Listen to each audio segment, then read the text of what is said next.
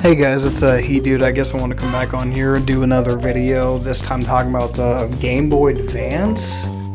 I'm like, cause I didn't know, cause I'm like, I didn't grow up with the actual Game Boy Advance, but the SP I did grow up with a fair amount.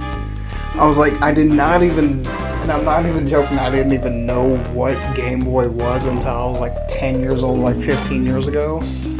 I was like, in my opinion, I know people are gonna say, oh yeah, this is like a fucking well outdated console or handheld console, because this is a console that came out back in the early 2000s, but I had to really look up to really make sure I was, not wrong, but it came out in Japan on February 14th of 2003, in North America on March 23rd, 2003, and then Europe on March 28th, 2003. So again, it's like, it's fairly basically just 22 years old, which is fucking crazy. But again, I think it was like the first ever type of Game Boy that literally had the shoulder buttons or something. I was like, I don't want to say the first ever, well, because I know there's other consoles that had the shoulder buttons, but like, I think it was, well, that and the SP that like, or the Advance and the SP that had only the shoulder buttons and not even the OG or the fucking Game Boy Micro or the fucking Color or even the Pocket as well. And it's like, I mean, the one thing I like is like, there was like fucking multiple versions of the Game Boy, like a fucking SpongeBob, Pokemon, Mario, like even Donkey Kong or even Legend of Zelda. It's like, it really seemed like they went all out when it came to, having different kinds of Game Boys in general. It's just like,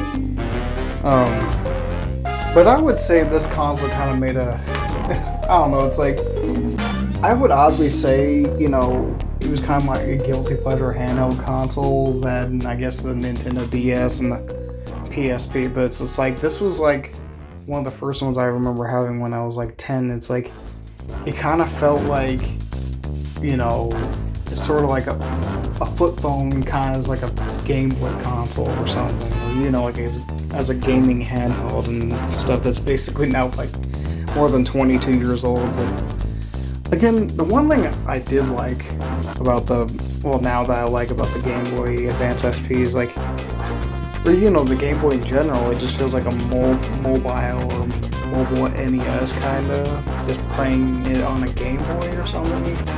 Because it's basically almost the size of your fucking hand palm, and it's just like, which is, yeah, obviously what a fucking Game Boy is supposed to be, or gaming handle is supposed to be, but I don't know, personally, it's like, I don't really think I want to experience most of those games on, Nintendo Switch Online, because, like I said a million times before, probably, I'm not sure I want to, just play every single game on the Switch Online. I mean, I do like that they're bringing most of those games back from the 80s, 90s, and early 2000s.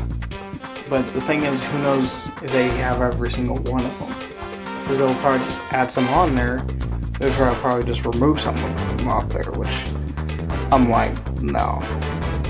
It's like, who knows if, again, who fucking knows if they're even going to really be on there in, probably 2 weeks, or, probably how long from now. Just, it's like, maybe I'm wrong. I don't know if they actually do that, but, like, personally, I'll just stick with the games I have, or maybe the games I'll probably get. Also, like, I even remember I used to play Disney Pixar's The Incredibles when I was younger on this console all the goddamn time. It was like, again, if you guys have ever watched The Incredibles, it's just basically like a redo of the first movie from 2004, just on a Game Boy handheld console, or a Game Boy Advance SP handheld console. It's like, kind of like a side-scroller, kind of, sort of Streets of Rage kind of beat 'em up, where it's like you just beat up bad guys and shit as a superhero and, go running around the fucking jungle or forest like you do in the movie and do the same thing there. And it's just like, I don't know. Personally, if you were gonna say, yeah, the graphics look all fucking pixelated and stuff, which I don't think it's really even a bad thing if the game's pixelated. I mean, I even used to play Shark Tale as well. I'm like, oh my god, like, that brings back so many memories. It's like, that movie was like one of my favorites when I was a kid. Even my mom loved it as well. You just like go running around, just, I guess, you know, getting side quests done. I think it was like collectible currency or something, which I wanted to say they were coins, but I think that's basically what they're supposed to be, I think. But I don't know, because I remember like sometimes you find these damn health bars or something, or they're not even bars, but they're like burgers or food just to regenerate your health or something, which I do remember. Which I remember you could literally just dash to like break them open or something, or just swim really fast to bust them open or something.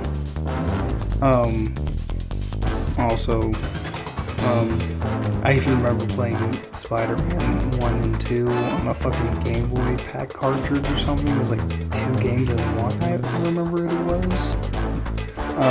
But yeah, those games were, I mean, people are gonna probably, again, it's just like, see, here's the thing. I do remember actually having quite a bit of fun actually playing these games when I was younger. I remember they had like different kinds of like styles of webs or something you could really just take out, or I guess shoot the bad guys or criminals with. And it's just like, I don't know, the style of this, well, the first game, I don't know, it's like it was pixelated, but it's like it gave off a very comic book-like vibe, which is weird because it was like literally supposed to be based off of the first movie. But honestly, like the web bombs, the fucking everything about that game, even the explosions, it gave off a very like, I don't know, it's like it felt very comic booky. I don't know how else to say it, but even Spider-Man 2, I definitely even remember playing that game as well. But I don't know, I swear I want to say I got rid of that, Spider-Man 1 and 2 on Game Boy, and Disney's The Incredibles, and gave them to my cousin, I believe.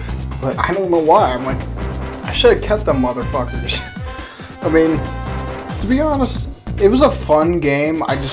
I swear to God, I could not get past the fucking first level because there was like a fucking time limit on this. It's like every single time, like, it was fun, I just couldn't get past the fucking first level. It's like, it's kind of like how in the second movie, even Peter Parker couldn't fucking get the pieces there on time. I'm like, neither could I. I'm like, it's like I'm a real life fucking Peter Parker when I was like fucking playing that game. Like, no, I'm not even kidding. But honestly, one thing I didn't find out, I think, until like some time ago, or, you know, probably how many eons ago, was like the fact that the Game Boy Advance had a video era going on, or I guess they had like a Game Boy Advance video series where it's like you could literally watch movies, TV, you know, volumes of other TV shows that were popular at the time, or even still, which I'm like, that's actually pretty cool. Like, it's kind of like, you know, the PSP era where it had that fucking UMD movie shit going on as well. But, I don't know, it's like, I know people probably would say this as well, like, what was even the point of Game Boy Advance video nowadays if, basically the movies on Game Boy Advance or SP basically are like 420p quality.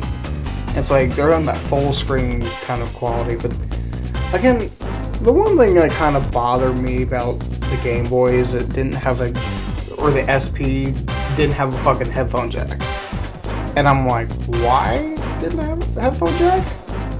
And it's like, again, I think I remember hearing that when they came out with the SP, they removed it after they came out with the Advance. And I'm like, okay, so you have to literally take it off of there to literally either save money or make room for the charging port, which I'm like, maybe I'm wrong, because I think they have like an adapter for like, you know, if you want to play with somebody, but I don't know, what I think is kind of dumb about that whole thing, even though I do love the SP, was like you literally had to buy a fucking, it was either a dongle or a headphone jack adapter or something to really use headphones. And I'm like, okay, so I think, I don't know, it's like, one thing I think is kind of cool is like some people have made their own models where it literally has a headphone adapter in it. And I'm like, okay, that's actually kind of sweet. You just basically build a new model with what they didn't have in the early 2000s on a model that they just took the headphone jack out of. Even they basically put a fucking USB-C charging port on there.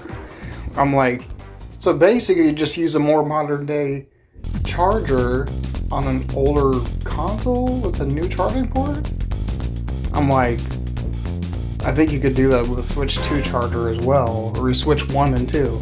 But the one thing I think is funny about the Game Boy Advance, even though I didn't really play it, was it just basically looks like a fucking mini McDonald's handheld toy or something. Even like the thing just looks like, I don't know, like it was made by $20 worth of plastic or something, which, I mean, maybe that's harsh for me to say, because I never played the Game Boy Advance, but it just looks like a fucking McDonald's toy, kind of. I mean, I guess I kind of understand it, but it didn't have a fucking backlight on it until they came out with the SP. And I'm like, okay, so they didn't, I'm assuming they either didn't have the technology or they just didn't really seem like they wanted to do that, because then again, this is a console that came out 24 years ago. Which, I mean, in my opinion, is like, yeah, I mean, you gotta expect, you know, the game console ain't gonna have a fucking backlight on it like the SP does, but I think I remember they made some models with a backlight on it. And I wanted to put this in here because I don't know, maybe I did put this in a video a while ago. If I did, I apologize for repeating it, but one thing is crazy that somebody had like a fucking Game Boy back in 1991 in the Gulf War, and it literally survived a goddamn bomb blast. And I'm like, oh my god, this console being as like I mean, I don't want to say robust, but it being as fucking bulky as it was even back in 1989, straight up survived a bomb blast. And it's like, most of the consoles Nintendo makes nowadays look cheap as hell, but you get a fucking Game Boy from 1989 to survive a bomb blast? That's crazy. So yeah, I guess that's it today for me making a video about talking about the Game Boy Advance and SP era. So I don't know if I'll make a part 2 or 3 of this. Maybe I will, so I guess leave a comment below if you guys want to subscribe, share, I'll see how it goes out. Peace out.